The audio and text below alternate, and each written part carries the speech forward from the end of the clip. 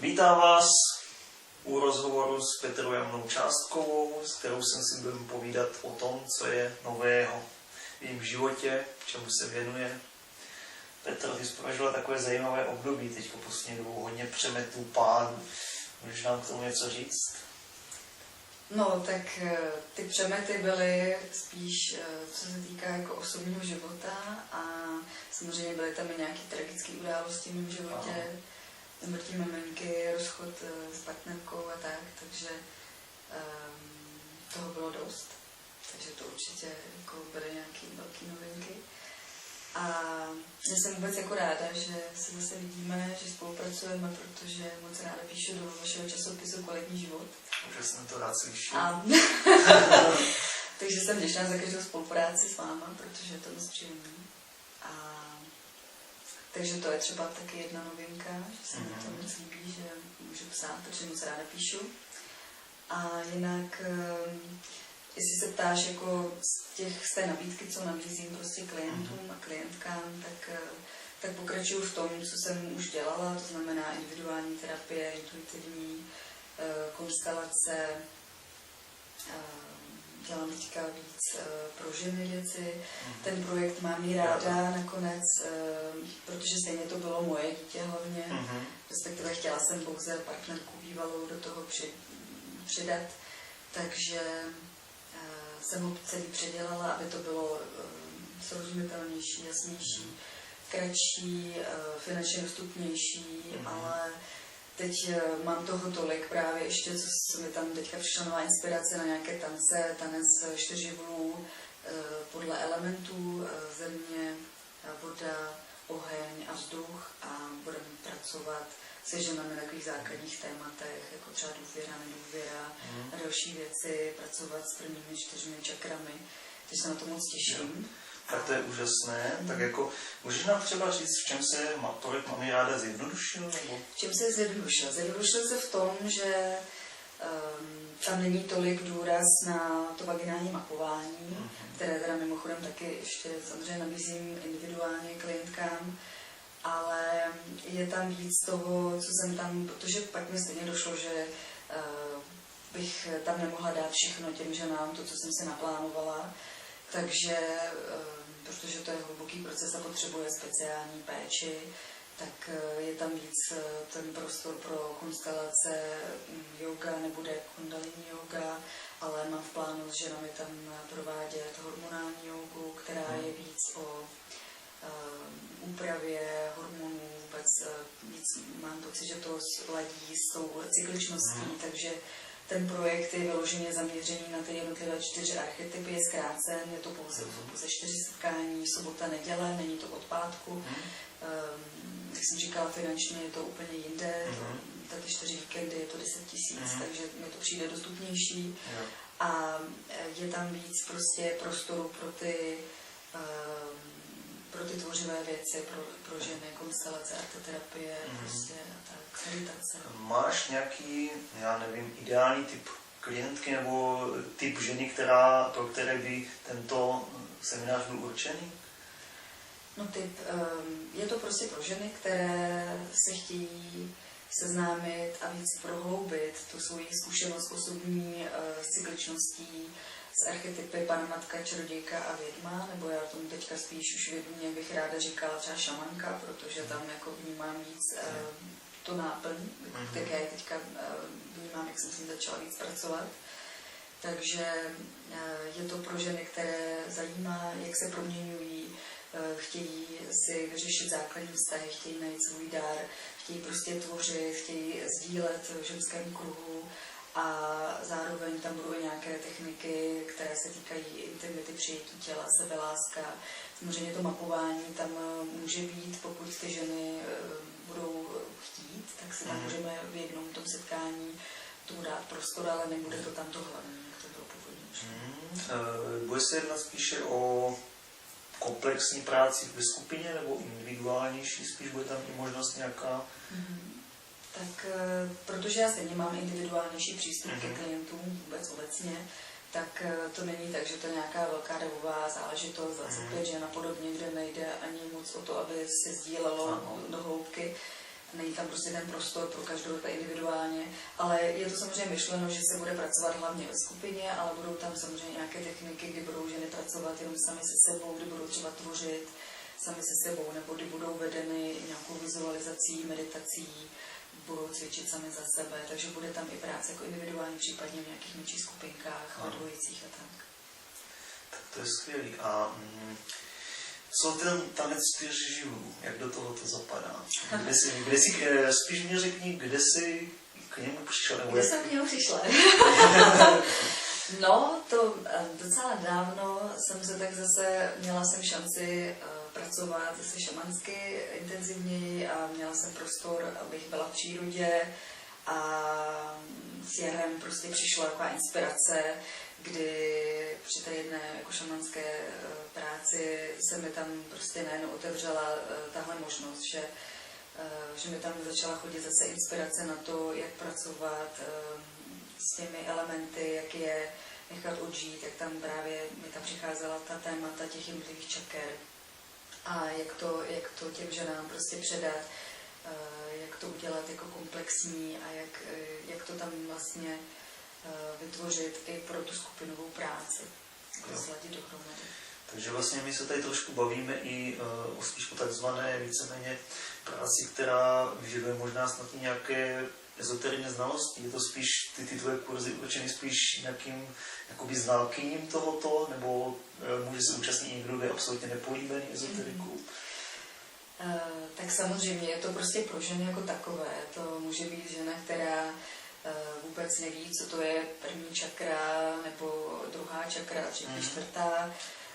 Nemáš třeba žádné jako šamanské zkušenosti, stačí prostě jenom to, že cítí, že jí dělá dobře spojit se sama se sebou, se svojí duší, se svým tělem přes tanec, že jí zajímají ta témata, která se tam budou řešit, důvěra, nedůvěra, možnost vůbec se rozvíjet, pracovat se svým zacílením, prostě se svou energií, se svým směřováním a vůbec jako nějakým cílem v životě.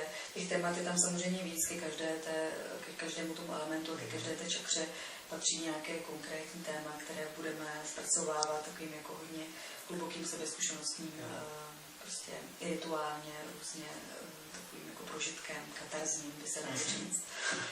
Takže vrátím se k tomu, jak se stal, prostě přišlo mi to jako inspirace a teď budu to dělat v Hradci Králové, v abecedě poznání, ale zároveň i v Praze, v Rybálce. V tomhle roce. Ten projekt mám jí ráda, jenom na jakoby ty čtyři archetypy jsem přesunula teda na příští rok, protože ještě plánuju právě cestu do Ekvádoru ze šamany, takže už tam je to tam prostě do toho diáře nevejde. Takže cestu to pojedeš soukromně se podívat? Pojedu soukromně, samozřejmě pojedu za tím šamanem, se kterým pracuju intenzivně už několik let, takže se na to moc těším, protože to je takové jako splněné přání. No, tak vlastně, že ono pořád všechno ty tvoje témata se k tomu šamanismu se tam nějak otáčí kolem toho, tak to je takový zajímavý, co tě přimělo vlastně se věnovat této cestě? No, to je zajímavá otázka. Já vlastně ani nevím, jestli tam byla nějaká konkrétní pobídka zvenku, zevnitř. Prostě já beru to, co přichází. Prostě přijímám a nechám se vést vesmírem, kam mě prostě vede. A měla jsem to štěstí, že před vlastně 4 lety jsem dostala tu informaci, že tenhle šaman tady pracuje, takže jsem neváhala a viděla jsem, prostě jsem cítila ve mně, že to je prostě moje cesta, že chci se léčit a že chci poznat, jaké to je a že to vlastně toužím potom, abych to potom mohla dál ještě vlastně využít pro práci s lidmi. Takže nebylo to nic jako, že bych si to plánovala, ale prostě vždycky to beru tak, že to chodí a já to prostě jenom neodmítám, jenom to přijímám, protože tam vnímám, že to se mnou rezonuje. Tak to je skvělé. A já nevím... Ještě, jestli můžu, co jsem ještě nově vlastně začala vytvářet, tak jsou takové speciální meditace, které vlastně, děkuji, že mi pomáháš trošku technicky s nimi, protože nejsem technický typ, tak je nahrávám, jsou to takové meditační terapie a každá z nich je vlastně inspirovaná konkrétní ženskou bohyní. A zase ten záměr, proč mi vlastně přišli a proč bych ráda je dala do světa, tak jako veřejně, klasické sdílení na YouTube, tak ten záměr je, aby byly ty meditační terapie dostupné a mám v plánu udělat i takové krátké večerní setkání pro ženy, kde budeme právě některými těmi meditacemi procházet a budeme právě je zase transformovat s tou bohyní konkrétní, se s ní spojíme a budeme s tancem záměru vlastně tu bohyni přijímat těmi jejími kvalitami do toho našeho života, jako ženského samozřejmě, pořád se bavíme o tématech pro ženy. Takže ty ženské bohyně vlastně budou moct ty ženy při těch jenom krátkodobých večerních akcích moc inspirovat pro něco, co potřebují zrovna řešit. Takže třeba tam bude nějaká konkrétní bohyně, kterou můžou řešit svoje téma sexuality nebo téma strachu, téma prostě plodnosti a podobně. Takže to všechno ještě teprve. Takže teoreticky se můžeš i zabývat tématem, který vlastně pomáhá ženám otevřít jejich vlastní vnitřní bohyni. Přesně tak. Ty vlastně děláš i něco pro muže. Nebo děláš, nebo neděláš. To je taková... Tak samozřejmě muži můžou přijít na individuál, na tu intuitivní terapii nebo do konstelací, hodně mi chodí docela. Ale pokud se ptáš, nebo třeba tu terapii hlubokým dotekem, to šamanské léčení samozřejmě taky dělám pro muže, ale třeba pokud předtím jsme se bavili o tom vaginálním mapování, co dělám pro ženy, což je práce léčení vlastně intimity, vůbec intimního života, sexuality, vlastně odblokovávání nějakých traumat starých, anebo jak bych to řekla, jako oživování a napojení se na svoji vagínu, na svou jóny, prostě na to svoje ženství. Takže to je pro ty ženy takové léčení, to je vaginální mapování. Samozřejmě muži nemají vagínu, takže pro ně je možnost léčení buď to, pokud, a pořád se bavíme o léčení, jo? Prostě to není o tom, že bych dělala nějaké jako intimní masáže, prostě jenom pro potěšení pro muže, tak to fakt nemám nastavené. Takže většinou, když už teda já se domluvím s někým, že potřebuje nějakou takovouhle péči, tak je prostě třeba má zkušenost s nějakým zneužitím nebo má nějaké trauma v téhle oblasti z dětství, jo, nějakého zranění nebo prostě má potíže v intimním životě jako nějaké vážnější. Takže to potom buď to je možnost udělat anální mapování tomu muži, anebo když se vrátím k tomu, co teď jsem zjistila, že jsem to zařadila vlastně i většinou do toho vaginálního mapování těm ženám, tak hodně lidí má problém s tématem studu. A vůbec jako celkově, když někdo chce rozšířit a vlastně oživit a prožívat celou svoji životní energii, vlastně tu sexuální energii a ve všech čakrách chce to prostě nechat proudit nahoru dolů, prostě prožívat to, tak je potřeba samozřejmě začít s tou první. A s tou první mám tam takovou techniku, která vlastně je z tantrické nějaké školy, kterou jsem prošla, tak tu pracuji vyloženě na oblasti jako hýždí, zadečku, kyčlí, kostrče, toho, jako v oblasti toho análu, konečníku. Není to, že bych šla dovnitř, až vlastně k té slitké kosti. A je to takový intenzivní dotek. Intenzivní, velmi intenzivní. Dotek. Ale je to samozřejmě i s nějakým jako hlazením a tak, ale je to opravdu jako velká síla, protože co mám zkušenost, ať už se ženami nebo s muži, tak potřebují ty věci, co se jim tam otvírají, buď to hodně hluboce vydýchat, vykřičet, někdo to jsou úplně skřeky jako zvířecí, protože skutečně prostě ta první čakra nás vlastně odděluje i od těch jako živočišných čaker, co máme potom už v těch partích jako pod tou první čakrou. Takže jsou tam tyhle ty jako reakce, hodně silně to potom začnou třeba lidi prožívat, že úplně vnímají, jak se jim odblokovává třeba pravá nebo levá noha prostě z té kyčle, že tam vnímají prostě, že najednou vědí, že můžou udělat ten krok v tom životě a případně úplně cítí takové jako mrazivění nebo brnění, prostě jak cítí tu energii, jak začala proudit v celém těle vlastně, jo? Nebo klientka teďka nedávno se mi úplně spotila, prostě celá hlava, prostě měla úplně měla dlouhé vlasy a měla úplně celý mokrý prostě. Protože ta energie prostě už jí vystřelila konečně, prostě to tam mohla jako opravdu jako špunt odšpuntovat a takže jsem se rozhodla, že tuhletu péči dám úplně jako zvlášť, že to budu nabízet jako prostě masáž zadečku, oživení nebo prostě pročištění, nebo nevím, jak to přesně ještě budu formulovat, té první čakry, prostě otevření té první čakry a ta masáž jenom téhleté partie, tak je minimálně na hodinu prostě. Takže skutečně to jako velmi intenzivně si představí, že jenom prostě v téhleté malé části těla se věnuju prostě přes hodinu, tak je to opravdu jako zážitek. Tak to je hodně, takže to přesahuje takové možnosti nějakého běžného sexuálního kouče, když to tak řeknu. Tak už je trošku jiná práce. Samozřejmě to je spíš jako verbální, jenom nějaké navádění, jak se má člověk třeba dělat dobře a tak, ale já se sex coachingu jako nevěnuju, ale samozřejmě pokud má někdo potřebu se mnou nějaké věci jako z intimního života při té práci, když třeba pracuji s tou ženou vaginálně, ji ošetřuju tím mapováním, tak spolu jako řešíme tyhle ty záležitosti, anebo i s mužem třeba, když právě přijde a má právě problém. Ale není to o tom, že bych se vyloženě věnovala jako jenom tomu jako těm radám. Já prostě radši pracuju intenzivně a přes to tělo se mi zdá, že to má opravdu. Takže pro tebe je důležité hlavně předat tu praxi a ukázat lidem, co a jak je potřeba dělat a případně něco vylepšit. To už nefunguje takhle přesně, no, tak to je úžasný, že děláš takovou komplexní práci pro lidi.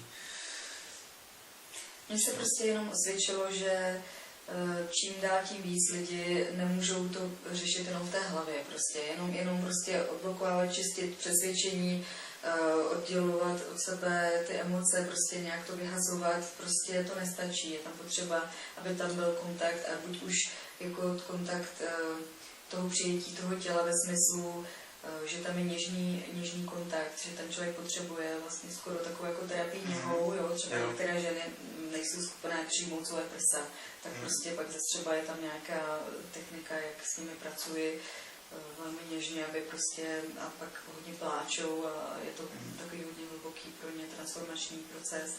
Takže každý ten člověk potřebuje něco jako jiného a já mu to vlastně šiju jako na míru a přijde mi, že to má smysl propojovat to s prací s tím tělem, protože v tom těle se ty emoce a ty záležitosti, staré vzpomínky ukládají nejvíc, když už to nestačí jenom prostě vyhodit z té hlavy. Třeba je potřeba pracovat na těle. Takže těch témat se týkají tvá konstelační práce. Ty konstelace také vlastně propojují s tou terapií hlubokým dotekem, ale samozřejmě při těch konstelacích je to úplně jiná práce, než když pracuji individuálně, to můžou vidět lidi samozřejmě na videích, nějaké ukázky ilustrační toho šamanského léčení, tak samozřejmě to je úplně jako jiná, mnohem víc intenzivní práce, ale i při těch konstelacích, když se dotkneme nějakého traumatu a ten člověk má ten pocit nebo tu záležitost uloženou v nějaké části, něco tam neproudí nebo něco tam je právě uloženo, šáhnu intenzivně nebo někdy jenom jemně, ale je potřeba šáhnout nějaké konkrétní místo a vlastně potom je tam zase možnost ty věci otevřít, dát je ven a mnohem rychleji se jich můžu zbavit, než když to jenom řeší verbálně. Přes to tělo je to nejlepší. Myslím, že jsme probrali skoro všechno. Je ještě něco, co bys třeba divákům ráda sdělila? Co bych ráda sdělila? No, že je moc ráda vidím někdy třeba na nějaké společné cestě, ať už individuální nebo skupinové, se těším na klienty. A to je asi tak všechno. Takže jako já ti děkuji za rozhovor a děkuji vám, že jste zhlédli náš rozhovor do konce a budeme se na vás těšit možná za nějakou další dobu, třeba natočím nějaké další video, možná s Jamonou, možná s někým jiným, ale bude to vždycky s časopisem pro kvalitní život. Ještě bych jenom chtěla říct, že veškeré informace můžou lidé zjistit na mých webových stránkách www.psychoterapeutka.eu anebo nové stránky ještě, co mám k projektu Mám ji ráda, www.mamjirada.com. Děkuji.